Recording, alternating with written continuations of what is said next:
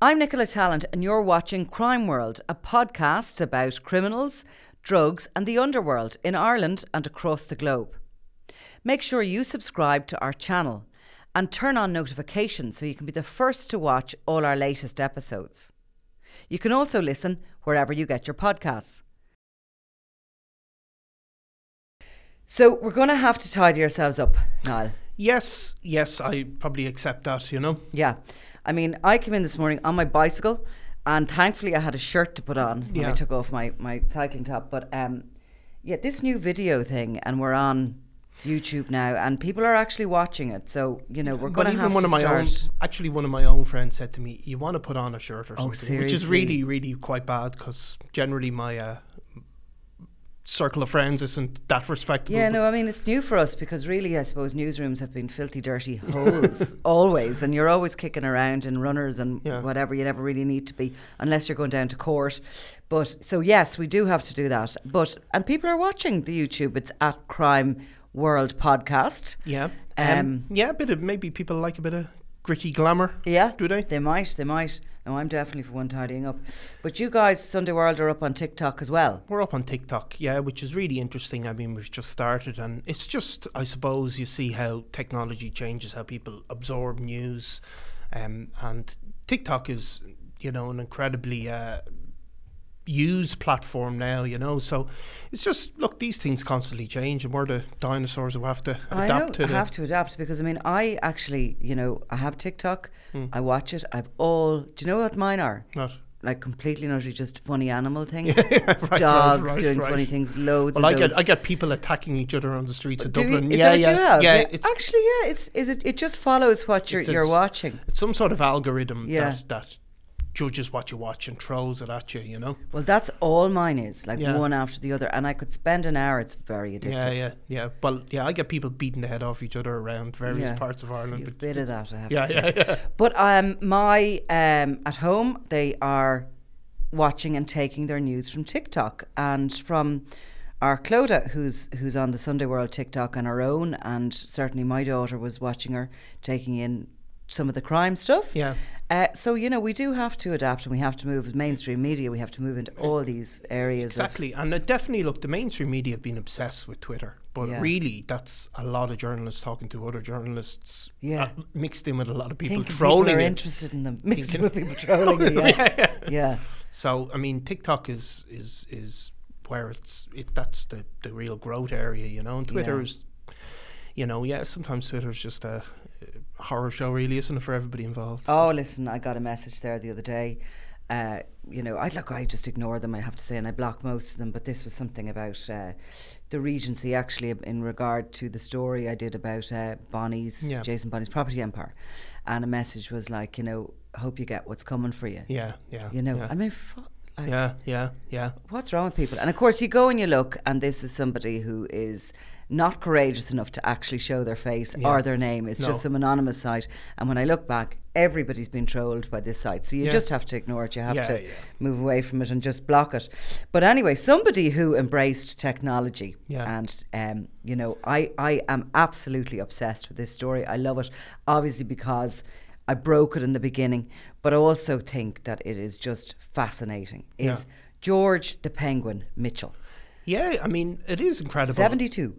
Yeah, it's incredible that he, you know, he must always have been thinking ahead throughout his career about what's coming next in the world of criminality, which is a hard thing for us to kind of get our heads around, that there's somebody out there strategizing like a CEO of a company. But he obviously felt correctly that encrypted networks were the way to go, and that this was going to become such a tool for organised crime. And not only would he end up plan to use these encrypted phone devices, but also to wholesale them and become an expert in that field, and to be a provider for organised criminality, really, of that service. Well, actually what he did was, and all that, and of course he's thinking ahead, and he's always been, but when he moved to the Netherlands around the mid-90s. Yeah, he was kind of driven out of Dublin, wasn't he? There was threats, I think, from the IRA, and there was the Criminal Assets Bureau were honing in on him, and there was threats from people looking for protection money, and so he just upped and But he was ambitious too, and he didn't want to stay in little old Ireland. Like, I mean, for a guy from Ballyfermot who had initially been a driver for a biscuit company, he had gone into armed robberies. He'd sort of moved with the likes of, you know, the Cunninghams, Gilligan, the General Cahill, honed his skills and all that, and obviously saw the money in drugs. You could say that same path they all followed, really. But he moved out to the Netherlands, and apart from what he was doing, he got friendly with this very weird Dutch guy called Herman Zent. Yes. I hope I'm pronouncing that right. Herman Johan Zent. Yeah. And Herman Johan Zent set up this thing called Cyberbunker in the Netherlands as the internet is beginning. He believes the internet is a country. I'm going to try and explain this to you as best I can with my little brain. Yeah. He believes the internet is a country, and a group of them came together, and they sort of like tried to own part of the internet and declared themselves as the rulers of this country. Yeah, is that making sense to you? Well, I mean, arguably, I'm not sure, but I suppose they're kind of these sort of free men type of ideology, is it? That they'd be stateless people that kind of, and I mean, there's a lot of. That's a bit QAnon-y, if you know what I mean. A bit QAnon-y, and it's basically that they're sovereign individuals. I think that. That the internet was this sovereign state. Yes. And they were going to rule it, basically. Yeah, they were going to be free men, not under the obligation of any national state or laws, that they would function as sovereign free individuals and be free to make money and do what they had to do under their own moral code, I suppose. Now, a lot of very strange individuals surrounded Herman Johan Zent, who lived in the bunker. He bought this underground bunker. There's all these former NATO bunkers around Europe, Cold War and all the rest of it, and he bought this particular one in the Netherlands, and he moved in underground with this collection of people who were sort of like computer nerds, and some of them could be described as those, do you know, somebody who's so genius that they can't function in normal society? Yeah, kind of a misfit. Misfits. And I mean, of course, he looks like a misfit himself, doesn't he? Yeah. Zent? I mean, looks like I don't know, if Bond villain was what you described him as, also could be Austin Powers type of villain as well, to long a degree. White hair and a big, long, flowing black leather coat down to his ankles. Yeah. Anyway, this started up in the Netherlands, where he became friendly enough with George Mitchell.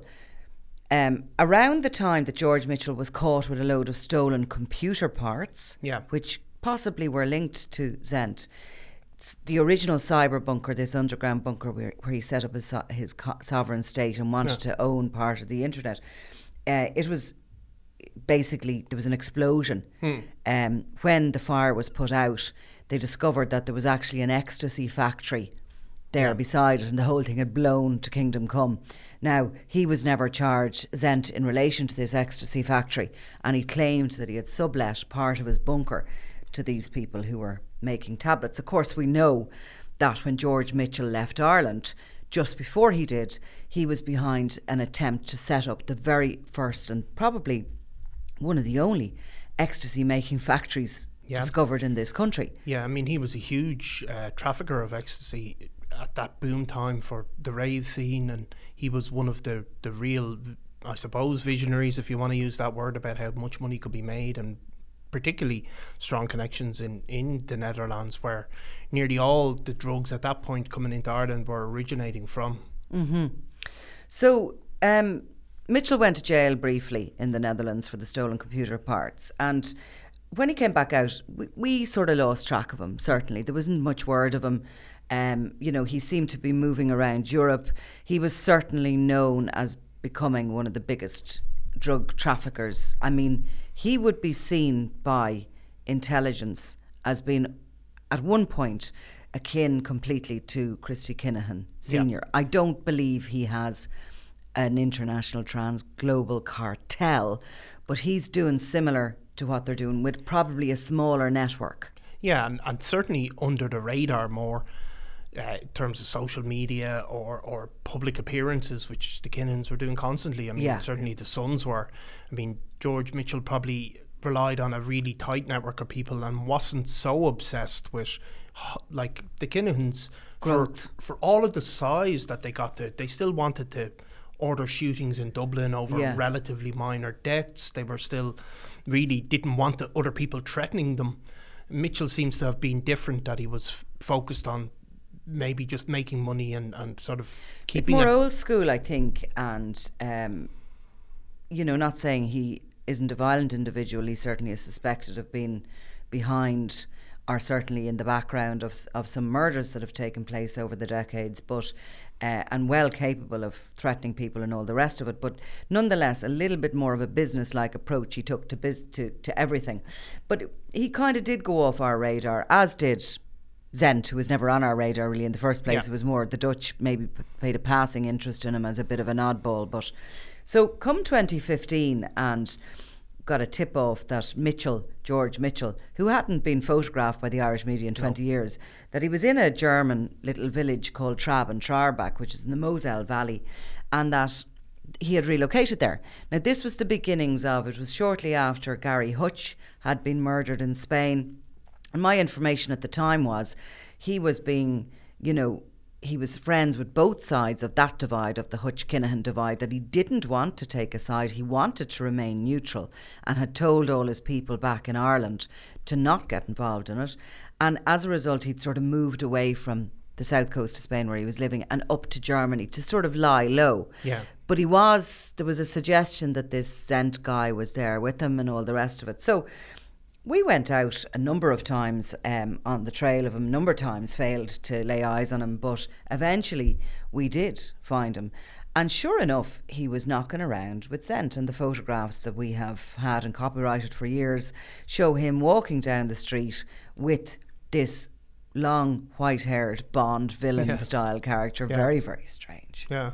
In the middle of nowhere to a degree, like, wasn't it? Like, I mean, it's not the playground of Dubai with the, you know, the bling all over the place, or the Spanish Costa del Crime. It was just a rural part of Germany, really. It's like a kind of wine region, and it's also a place where middle-aged or maybe more elderly hill walkers go on holidays. Do you know that kind of a place? I mean, you get your dinner at 6 o'clock or 7 o'clock, be busy in the restaurants, and then 8 o'clock is too late. You'd be all headed for the hot chocolate in bed, you know. So a very strange place to find him, very quiet place. But while there, and you know, photographing him, I suppose, for the first time and unearthing why he was there, we discovered, of course, that Herman Zent had bought another underground bunker high up in the hills of Trarbach. It was another disused NATO, very peculiar looking place.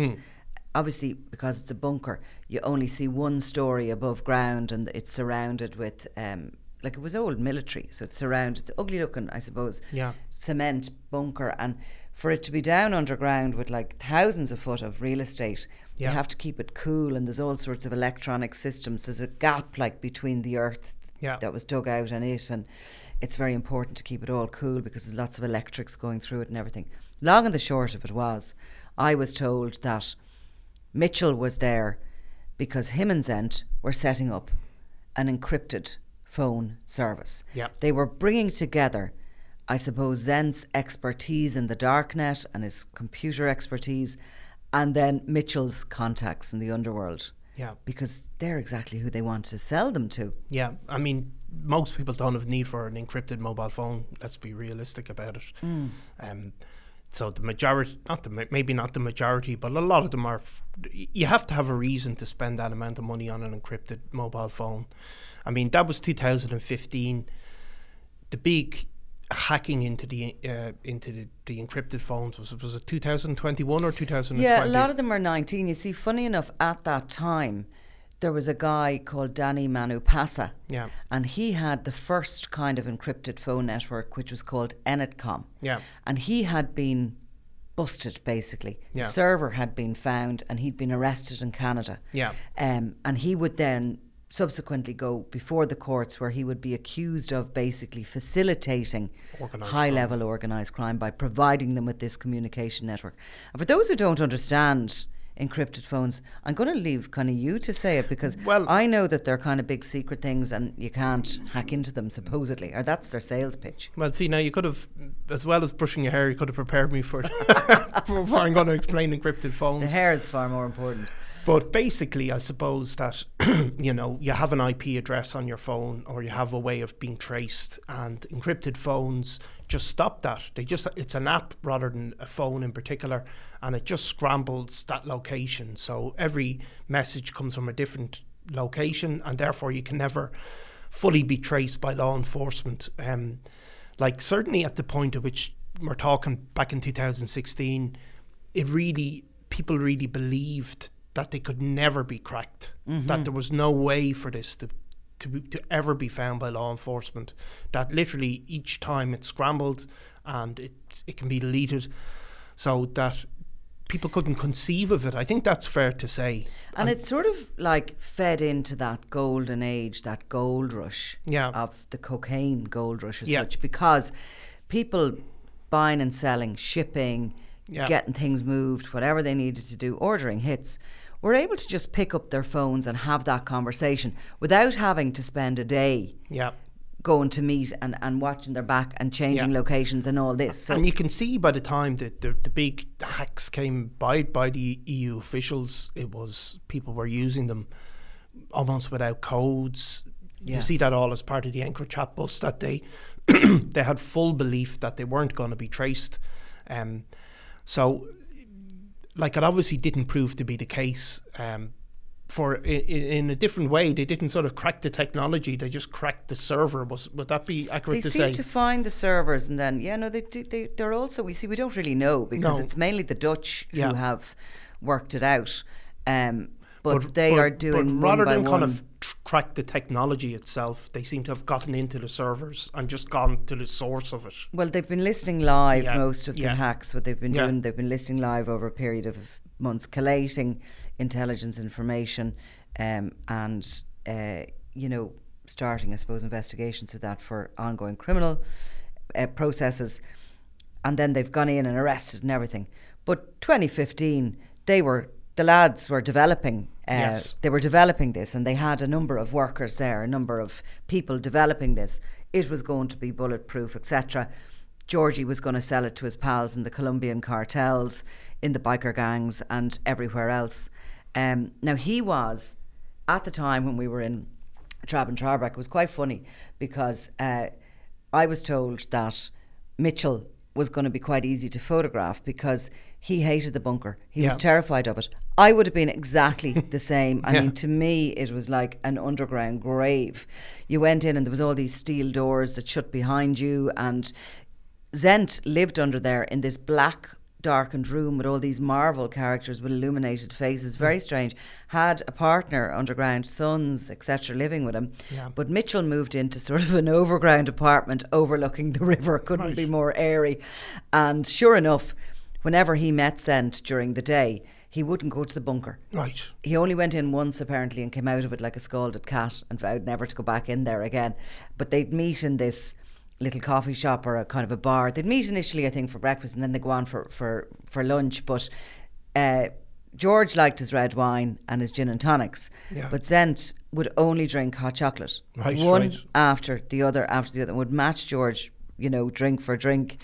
In the subsequent case that came up, the trial that was heard only last year in Trier, they heard things like that they used to like to go out and they'd go to this local sort of even weird that there was one of these clubs there, but I suppose they're everywhere in the world, a kind of a lap dancing club. They'd go along there. George Mitchell was going by the name of Mr. Green, the international businessman George Green. So where did the German, by the time you were there, were the German police already looking at this underground bunker, or did that come later? No, because it had been sold quite openly to Hermann Zent's company by the local German authority, because that underground bunker had been owned by like the council or something, and they'd sold it. And he had set up a thing called Calibre, a business which was a data centre. They didn't seem to have any suspicions about him. It's a bit a little bit difficult to ascertain if the German police started looking at it as a result of our article. I think they did, because the article, of course, was picked up a lot, and you know, the German media and all the rest of it got interested. They didn't realise that George Mitchell was George Mitchell. They thought he was George Green, right, which was the name he went by all over Europe for years whenever he was doing business. So I think that probably started them having a look at it. So we again followed it up. I could see the encrypted phone networks. I could see their ads for them going up. They were obviously still forging ahead. And you see, of course, having an encrypted phone network is not illegal. No. It is actually a legal business, even though there's been calls to regulise it in some way, because the only people who need these phones are criminals. I mean, it was totally, nobody perceived that it could be illegal until the situation in Canada, where they charged them with a kind of a broad facilitation conspiracy to connect to organised crime. But exactly at that time, it was. And still it's not. No. It's not illegal to have one of the phones. It's not illegal to actually sell them. No. So it is one of these things that has sort of, like, technology has advanced before the law can follow. I'm sure there will be laws, you know, in the future, or legislation will be brought in, probably not first in Ireland but elsewhere. So what George was doing was investing in this, and it was a small enough investment. It was about 150,000, but the returns were to be massive, because obviously each unit you sell, like you know, is €800 for the app, say, for example. Then you have to pay to use it on a monthly basis, and also all the actual phones that come with it are, you know, thousands to buy. So it's a probably a good investment of 150,000. But again, it sort of went quiet a bit. I could certainly watch it developing. I had a little bit of eyes on George Mitchell in the aftermath. He was kind of going back down to Spain, where he lives in a very ordinary 2-bed apartment, nothing flash. And he drives like this sort of Nissan Micra thing. He's real old school. But in 2019, 600 German police went in and raided that bunker. They had them under surveillance for a number of years, and they took a load of servers out of it. They arrested Zent, no sign of Mitchell. He had gone to ground, and they arrested others that were there.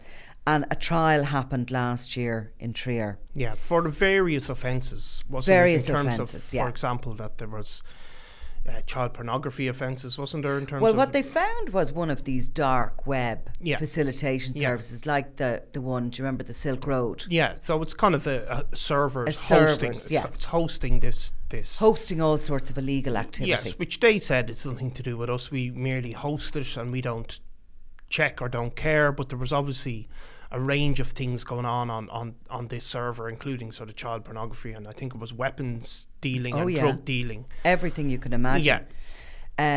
So the court case was very interesting, because it emerged during the court case that George Mitchell was actually the original major target of this investigation by German police. That they had applied, the Germans are really like into their privacy, more so than anybody. Very much, yeah. But they had to apply, the police, every 6 weeks to the courts to get wiretaps on Mitchell's phones. Who had about 10 phones? 16. 16 phones. 16 phones. So he was obviously using his own product. Yeah. But anyway, they had wiretaps on his phones. And in order to get those wiretaps, to get the warrants approved by the courts, they had to give a lot of information about who he was. And for the first time, really, and I have those files of those warrants and everything, they described George Mitchell as a massive international trafficker of drugs, of weapons into Northern Ireland in particular.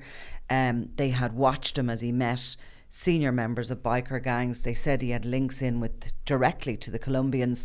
They listed a number of shipments that were seized, massive big, you know, ton loads of cocaine that they believed were his. They discovered that he was speaking in code, his own code, a little bit old school again. Yeah. There was a suggestion that he called oranges were boxes of coke, or, you know, consignments of coke. He had an accountant. He had quite a structured network around him. But they never got him. They never brought him to court or anything. But the case happened, and Zent was jailed along with the others in relation to that underground bunker. Again, it goes kind of quiet now. Yeah. I mean, I have actually been over in Germany meeting people who are, you know, in ongoing investigation for bigger projects on this story. But this week, it turns out that there is one of these major police raids. I mean, it's a big operation.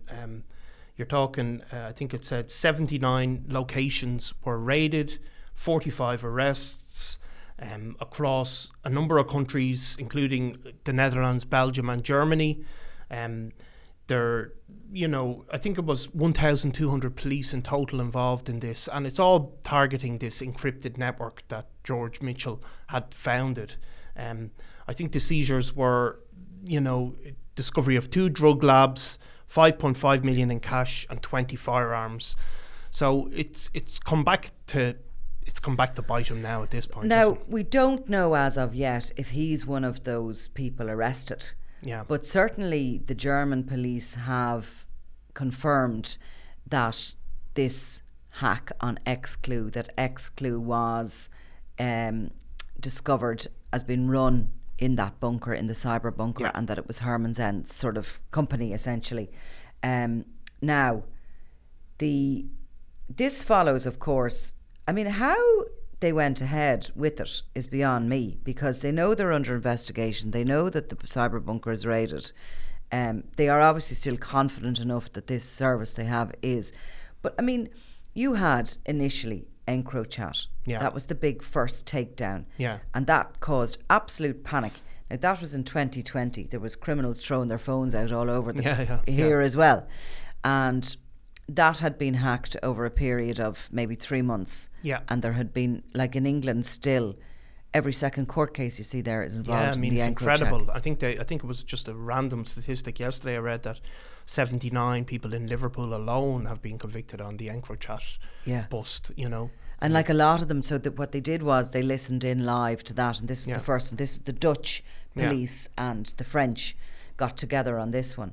And they listened in live, and in places where there was an immediate threat to life, they would take action. Obviously, they weren't going to allow someone get shot, but they could hear hits being planned and being carried out. So they were intervening as sort of discreetly as they could, shall we say, while they were listening in. And then they picked a day where they decided, right, we'll all go together. Which is partly was driven by a case in the north, I think, wasn't it, where that was submitted by an evidence as somebody was being charged, and that kind of was the first mention of it in a court case, you know. Yeah, but so that was EncroChat, and it was like a tsunami, and you know the effects are still being felt. Then there was the Sky ECG hack, which was similar. And again, I think the Dutch were involved in that, and it was used more that Sky network, or ECG or whatever it was called, was mainly focused on Belgium and the Netherlands, like criminals in those regions were. And I spoke to colleagues of ours in the Netherlands and Belgium at the time, and they said that there was so much intelligence gathered from those hacks with law enforcement that they actually didn't have enough police officers employed to investigate all they discovered. They did move first and foremost on the corruption end of things, because they saw that a lot of port workers, police officers, people in the judiciary, etc., they discovered that they were getting paid off. And even just a couple of weeks ago we had a story in the Sunday World about somebody in a passport office in the Netherlands providing passports for Taji, and how one of those passports ended up in Dublin and everything like that. So there was all of that became just got exposed, didn't it? And it could have gone on for years and years. All that sort of, I suppose you could describe it as low level corruption, but it was really the grease of organised crime gangs, you know. Just to correct myself, in case there's another company called Sky ECG, it's Sky ECC. In June 2021, of course, the Americans always have to go bigger and better and larger than goddamn everyone. But they announced that they had taken over the servers of Anon. So in actual fact, what turned out was the FBI had created their own service, had sold it amongst the criminal networks, and had then basically done the same thing. I mean, that stretched all the way to Australia, didn't it? And New Zealand, there was huge intelligence on criminals there and how they're operating worldwide. Like, phenomenally interesting. It was amazing. And now the latest, obviously, is this one, Exclu. And definitely, while we know that it is the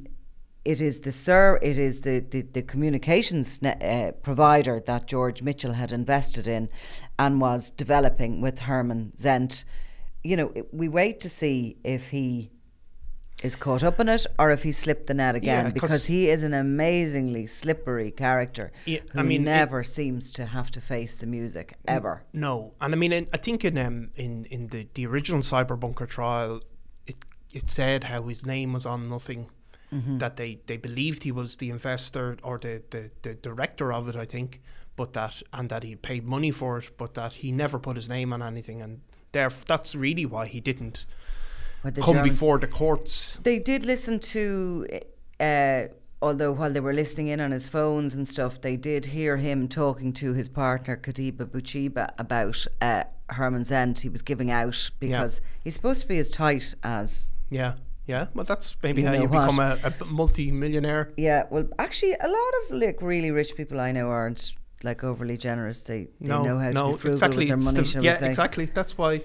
But he was given out because Zent was spending too much on electricity. Yeah. Now, I mean, it was costing something like 20,000 a month to keep the thing taken over. Well, there was so much wires in it because of so many servers that it got really hot, and they had to keep kind of cooling it electrically with water down the side of the building and all this sort of stuff. But anyway, he was given out about that, and that he was basically like you know, he was leaving the immersion on, shall we say, and it was ridiculous, and he'd invested all this money, and so he was certainly involved. And as I say, he was the German police's top target, but they never got him. So look, you know, I'd be interesting to see by the end of the week, will there be any further information on who's been arrested, if Zent has been arrested in prison, because he is in prison, because there is a number of countries involved in it. So just the information takes a little while to come out from Europol. It does. It's a different kind of, there's so many different legal systems involved as well, and they all have their own particular,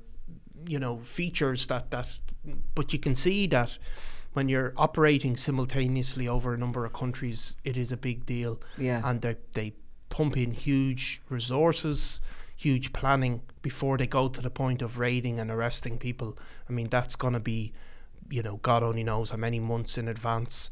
And so they'll have a target in mind, and we will see. But I mean, he's like George Mitchell, like, I mean, I don't know when he last appeared before a court. I mean, there was cab cases involved. It was in the Netherlands when he was done for the computer parts, and he got 2 years or something, and that's been it. And you know, like, the reason he was getting involved in investing was, what I was told at the time from very reliable source, was that Mitchell felt he was getting on. He was getting really paranoid about his health, and he wanted to bequeath as much of his fortune as possible. He needed to legitimise it. Yeah, his fortune. Like, you can't be leaving like drug money or you know, consignments of cocaine that you've paid for with the Colombians to your loved ones. So he wanted to try and legitimise as much as he could, and he had been looking to get involved in all businesses. Like, you know, funny though, they never stray too far from what they're comfortable with, criminals. Cars, watches, and encrypted phones. Yeah. They don't trust the rest of the normal society, like sugar and it is funny, some of that QAnon stuff coinciding with the criminality thing, because they all seem to like a bit of that kind of thinking, you know, a bit of this sort of sovereign free people, and you know, but it'd be he's stayed so far away from the inside of a court for so long. It would be a real blow to him now to appear. But I wouldn't like, you know, we think of the Americans as, you know, the FBI or these groups as being so powerful and, you know, competent, but there is, I think, in the EU forces have become something equivalent, and when they go for something, they really seem to be having great success. Yeah. So look, we'll maybe put Georgie up on TikTok, will we? Put Georgie up on TikTok. Just because he's embraced technology. Apparently he's like myself. He can answer the phone. He can turn it off. He can direct his minions. Is it just like you, Nicola? Direct your minions. We might get on. Yeah. Direct the minions. Yeah. Exactly. Right. Well, look. So yeah, no, that's all very interesting, and we will definitely come back to it in more detail when we find out exactly who has been on and who bought his phones. I'm sure all his pals did. Like, I'm sure they did, like and he's an interesting selection of pals. He does, and you know, there's some of them are, you know, he obviously has people here or dealing with Ireland at a very high level, and that would be interesting to see if but those names you'd be in a lot pop of up. trouble, like, in that world, if you said, just say, like, even in our, if I said to you, I'll sell you this, right? Yeah. Now, I'm telling you, nobody will be able to listen to a word you say. Feel safe to go ahead and do what you want on it. Yeah, and or you if and of course, like journalists, well, I'll tell you now that story is true, and you should look at that. You know, where you put your, you know, you give your, I'm telling you. That somebody's reputation. You trust that, and you think, right, he's telling me this. It has to be bulletproof. There's no way it's ever going to be hacked. Yeah. And then all of a sudden, there's some Colombian cartel boss scratching his head, going, "That bloody Georgie Mitchell now." Yeah, it's not a good place to be. Trying to reverse back and think, what exactly have I been doing over the last 3 months? Yeah, because it's that was hacked, I think, for 4 or 5 months. Yeah, and you don't know if they can go back into, you know, historical stuff as well. Maybe they have been able to access that or not, you know. Cause complete chaos. Yeah. Well, we wait to see. Okay, well, look, maybe shirt, tie. Maybe so. Hairbrushy. Well, definitely shirt, right? Hairbrushy. Yeah. And look a little bit more respectable for the next time. Now, that's not to say that we're that bad, but it's just... No. It's a bit less gritty glamour, just full on glamour. We're just going to tidy it up a bit. Okay. Right. Thank you, Nicola. Bye.